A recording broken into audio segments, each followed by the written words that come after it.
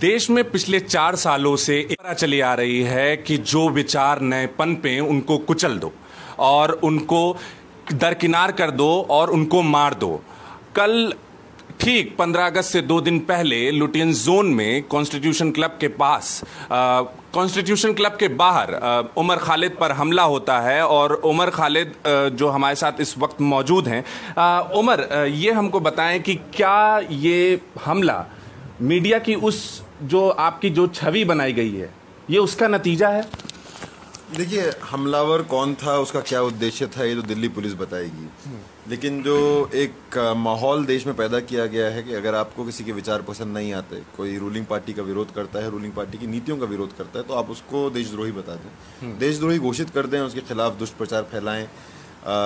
TV anchor, प्रवक्ता जो ruling party के प्रवक्ता हैं, वो आके आपके बारे में अजीब अजीब बातें गढ़ेंगे। आपको याद होगा 2 साल पहले क्या बोला था कि मैं 2 बार पाकिस्तान होकर आया हूँ, टीवी में बोला था, एक एंकर ने बोला था। आज तक उन्होंने माफी भी नहीं मांगी है। ये तो दूर की बात कि उन्होंने इस बात को रिट्रैक्ट किया गया हो। बिल्कुल बेबुनियाद आरोप मेरे पे लगाए गए और 2.5 साल से दुष्प्रचार चलता रहा। बोला गया कि ये देश के टुकड़े करना चाहते हैं, हम इनके टुकड़े कर देंगे। ये सारी बातें प्रवक्ताओं ने बोली हैं। तो इस सब के चलते एक ऐसा माहौल बना है कि जहाँ मतलब फरवरी 2016 से पहले तो कोई मुझे जानता भी नहीं था। अब लोग जानते हैं तो ऐसा जानते हैं कि जो वो मीडिया वाले चैनल बताना चाहते हैं और वो अजीब अजीब बातें बोलते हैं। इस चीज़ से हम सब लोगों को बहुत ही खौफजदा होना चाहिए। इसलिए नहीं कि उमर खालिद पे हमला था, इसलिए कि ये लोकतंत्र पे एक बहुत बड़ा हमला है। आज मैं बोल रहा हूँ, कल कोई और बोल रहा होगा। कल गौरी लंकेश बोल रही थी, उनको मार दिया। उससे पहले पंसारे, दाभोलकर, कलबुर्गी, इन सबको मारा गया है। अजीब अजीब तरीके अपनाए जा रहे हैं। जिनको मारा नहीं जा रहा उनको धमकियां दी जा रही हैं, उनको हिंदू विरोधी, देश विरोधी बोला जा रहा है। तो ये बहुत ही खतरनाक स्थिति है। कॉन्स्टिट्यूशन क्लब में हमला हुआ, जो एक हाई सिक्योरिटी जोन है, दिन दहाड़े हमला हुआ। 15 अगस्त के 2 दिन पहले हमला हुआ, जब उस इलाके में, क्योंकि वो संसद से बस 1 किलोमीटर दूर है, और भी ज्यादा सिक्योरिटी होती है। भारतीय जनता पार्टी का वहाँ प्रोग्राम चल रहा था और रूलिंग पार्टी अभी तक इस बात पे कुछ बोली नहीं है, इस बात पे कोई बयान नहीं दिए, इसकी निंदा नहीं करी है। तो इस बात को हम सबको सोचना चाहिए कि रूलिंग पार्टी का प्रोग्राम चल रहा है, उसके बाहर लोग बंदूक लेकर चल रहे हैं और रूलिंग पार्टी को इससे कोई फर्क नहीं पड़ता। गुजरात से जो विधायक हैं नवनिर्वाचित, और उन्होंने ट्वीट करके कहा कि ये जो लगातार हमले की धमकी मिलना, चाहे आप हों, चाहे शैला राशिद हों, चाहे कन्हैया कुमार हों, क्या इसमें बीजेपी की एक हामी है और उस पर आपको कोई सुरक्षा न देना या लगातार आपके ऊपर इस तरीके से हमला करते रहना, क्या इसमें बीजेपी का है कि हाँ उनकी मर्जी है इसमें कि इस तरीके के आपके ऊपर हमले होते रहें, आप लोग डर के किनारे बैठ जाएं?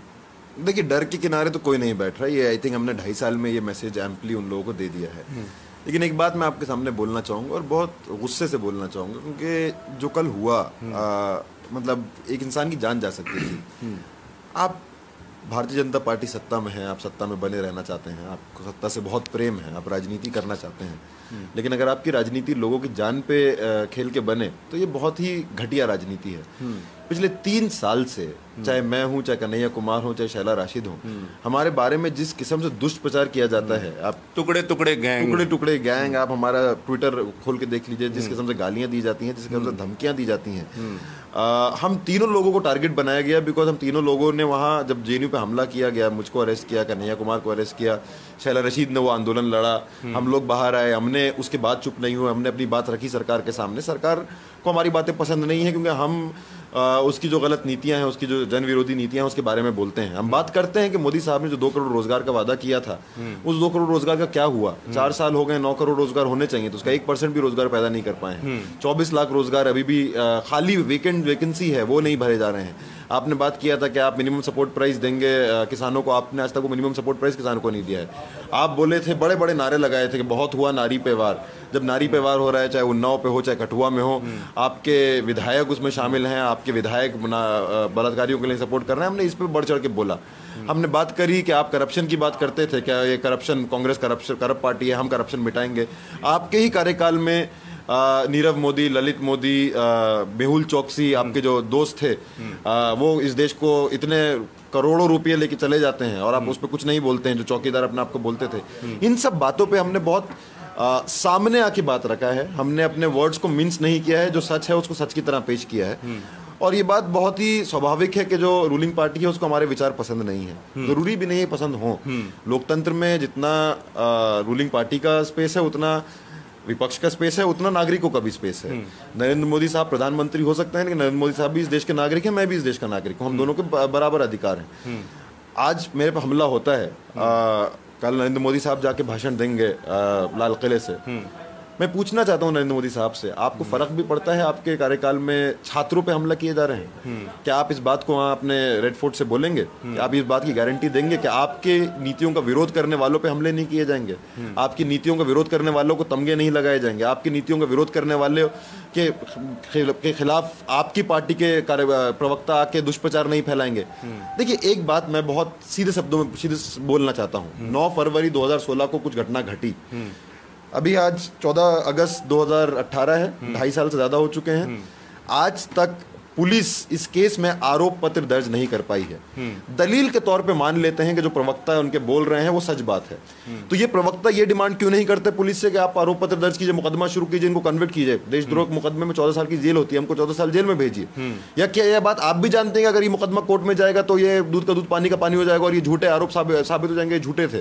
तो आप भी नहीं चाहते कि मुकदमा हो, क्योंकि ये डिमांड क्यों नहीं करते? अगर आप इतने उत्तेजित हैं कि देश के खिलाफ नारे लगे, और देश के खिलाफ नारे लगाने में कन्हैया कुमार, उमर खालिद, शैला रश्दी, सारे लोग मौजूद थे, तो आप हमारे खिलाफ कानूनी कार्रवाई शुरू क्यों नहीं करते? ये वो भी जानते हैं कि ये झूठा प्रोपेगेंडा है, ये वो भी जानते हैं कि कोर्ट में नहीं टिकेगा, इसलिए वो चाहते ही नहीं कि ये बात कभी कोर्ट में जाए। वो चाहते हैं कि ये बात वो टीवी स्टूडियो में आए रात के 9 बजे, दुष्ट प्रचार फैलाएं, कोई अकाउंटेबिलिटी उनकी ना हो, फेक वीडियोस चलाएं, न्यूज चैनल्स फेक वीडियोस चलाएंगे, पाकिस्तान से किसी को जोड़ देंगे, और उसके बाद आप फिर मतलब आप पतली गली से निकल लेंगे, आप माफी भी नहीं मांगेंगे झूठ बोल के। तो आई थिंक ये किसी भी लोकतांत्रिक देश में क्या हम इसको अलाउ कर सकते हैं? कब तक अलाउ करेंगे? रिपब्लिक टीवी जो ये बातें करता है आके रात में, बोलते हैं हम देश के, we are the voice of the nation, मतलब उनके एंकर को आज नींद कैसे आती है मैं भी ये सोचता हूँ कि जो कुछ उन्होंने किया है इस पूरे 2.5 साल में, दिस इज ऑल्सो, मतलब he is culpable in this situation. हाल ही में महाराष्ट्र के मुंबई में एक जगह पर सनातन संस्था के लोग पकड़े गए, फिर उसके बाद कुछ ही दिन बाद आपके लोगों को आपके ऊपर हमला होता है। ये क्या दर्शा रहा है? क्या ये सेफरन एक्सट्रीम जो लोग हैं ये आपके ऊपर या उन विचारों के ऊपर हमला कर रहे हैं? देखिए, कल कौन था ये तो मैं वेट करूंगा पुलिस जांच का, पुलिस जांच हो इसमें अच्छे से, ये पुलिस जांच निकल कर आए कि कौन लोग शामिल थे, लेकिन एक पैटर्न है, आप उस पैटर्न को समझिए।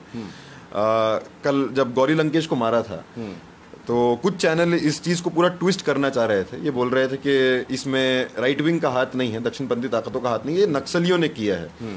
अभी जब वो इन्वेस्टिगेशन आगे बढ़ा है तो हम सबके सामने है कि कौन लोगों का हाथ था। हमने देखा जो महेश राउत उसका अरेस्ट हुआ है, अभी एटीएस ने किया है, उसके बाद से बम विस्फोटक निकले।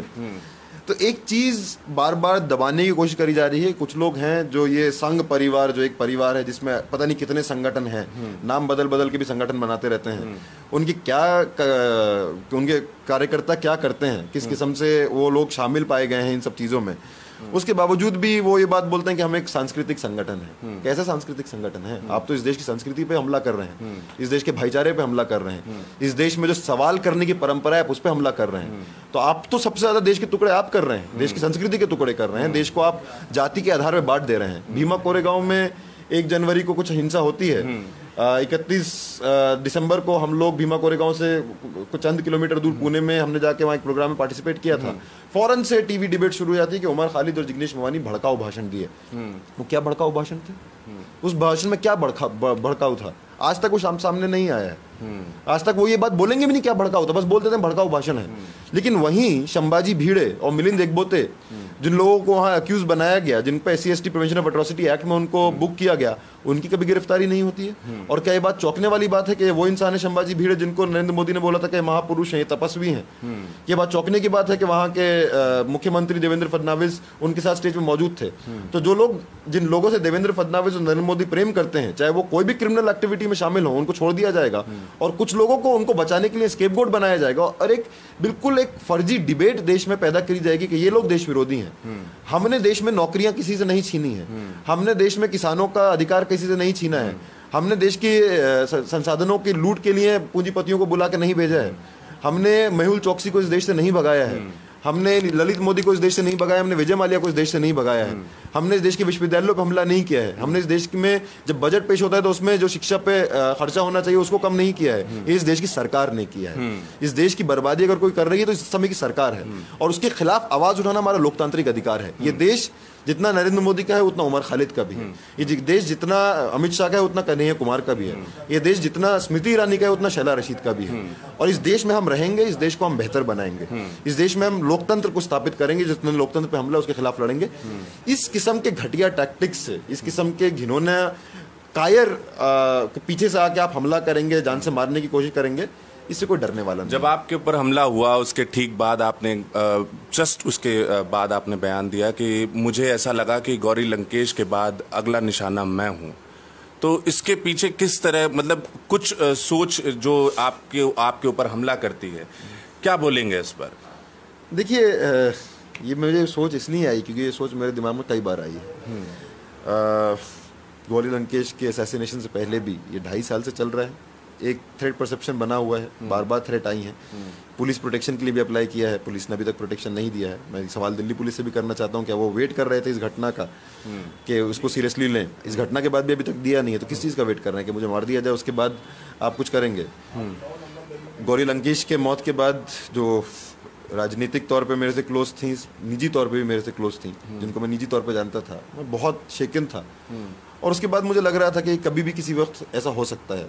उस समय जब आपके ऊपर बंदूक यहाँ तान दी गई हो तो आपको लगता है कि अब जिंदगी ख़त्म है। और उस बहुत चंद सेकंड की बात है कि उस चंद सेकंड में मैंने कितना कुछ सोच लिया। और चलिए, खुदा का शुक्र है कि कैसे कुछ हुआ नहीं। पिछले दिनों जब प्रधानमंत्री मोदी एक दीक्षांत समारोह में बोल रहे थे, वो कह रहे थे कि जो नए विचार हैं वो अब जो है सरकारी अधिकारियों से या भवनों से नहीं निकलेंगे, वो अब संस्थाओं से निकलेंगे, जो शिक्षा संस्थान है। तो इस तरीके के हमले क्या दर्शा रहे हैं कि आपके मतलब नए विचार जो होंगे उसको कुचल दिया जाएगा, दूसरी तरफ वो कह रहे हैं कि जो नए विचार हैं वो पनपेंगे, तो ऐसे कैसे पनपेंगे जब उनको जान से ही मार दिया जाएगा? नहीं, मैं नरेंद्र मोदी साहब से पूछना चाहता हूँ, हमारे माननीय प्रधानमंत्री से पूछना चाहता हूँ, शिक्षा संस्थानों से उनका मतलब क्या है? क्या उनका मतलब जियो इंस्टीट्यूट है? बिकॉज अभी तो मुझे लग रहा है कि जितने पब्लिक यूनिवर्सिटीज़ हैं, जो इस देश के सबसे प्रीमियर यूनिवर्सिटीज़ हैं, उन सारी यूनिवर्सिटीज़ को बदनाम करने का काम आपकी सरकार ने किया है। JNU को देशद्रोही बोल दिया, BHU के महिलाओं पर आपने लाठी चलवा दी, जादवपुर को देशद्रोही बोल दिया, BHU में वहाँ की महिला प्रेसिडेंट पर आपने हमला किया, इलाहाबाद यूनिवर्सिटी के छात्रों पर आप हमला कर रहे हैं, टिस जो इंस्टीट्यूट है बॉम्बे में, उसमें आपने फेलोशिप छीन लिया, वहाँ जो लोग लड़ रहे थे, वहाँ के जो यूनियन में थे, उनके खिलाफ आप लोग कार्रवाई कर रहे हैं, उनको आप PhD नहीं लेने दे रहे। मेरा अपना PhD बहुत मुश्किल से सबमिट हुआ। तो आप कौन से विश्वविद्यालय और कौन से शिक्षा संस्थान की बात कर रहे हैं? आपकी सरकार का कार्यकाल, खासतौर से जो छात्र हैं, हम लोग, मैं अभी PhD सबमिट किया हूँ, हम लोगों ने देखा है, अपनी आंखों से देखा है किस तरीके से यूनिवर्सिटीज को बर्बाद करने का काम आप कर रहे हैं, यूनिवर्सिटीज का बर्बादीकरण कर रहे हैं, शिक्षा का घटियाकरण कर रहे हैं। और उसके खिलाफ रोहित वेमुला का आंदोलन हो, FTI का आंदोलन हो, JNU का आंदोलन हो, इतने सारे विश्वविद्यालयों का आंदोलन हो, वो छात्र और नौजवान, वो तबका था जिसने सबसे पहले इस मोदी सरकार को हुंकार लगाई और बोला कि आप एक जन विरोधी सरकार हैं और आपके खिलाफ हो सकता है संसद में आज विपक्ष फॉर्मली ना बचा हो, लेकिन वो जिम्मेदारी हम निभाएंगे। और इसीलिए आज वो छात्रों से इतना डरे हुए हैं, इतना घबराए हुए हैं। वो मुझे डराना चाहते हैं लेकिन घबराए हुए वो लोग हैं। एक और चीज़ देखने को मिली सोशल मीडिया पर, कई तरीके की प्रतिक्रियाएं आई जिसमें बोला गया कि कैसे ये बच गया, और ठीक वैसे ही चीज़ें सामने आई जैसे गौरी लंकेश के वक्त में जश्न मनाया जा रहा था कि वो मारी गई हैं तो बहुत अच्छी बात हुई, और उमर खालिद बच कैसे गए, इसको तो मर जाना चाहिए था। इस तरीके की सोच पे क्या कहेंगे, या क्या समझते हैं आप? इस तरीके की सोच के पीछे किस तरीके क्या काम करते हैं?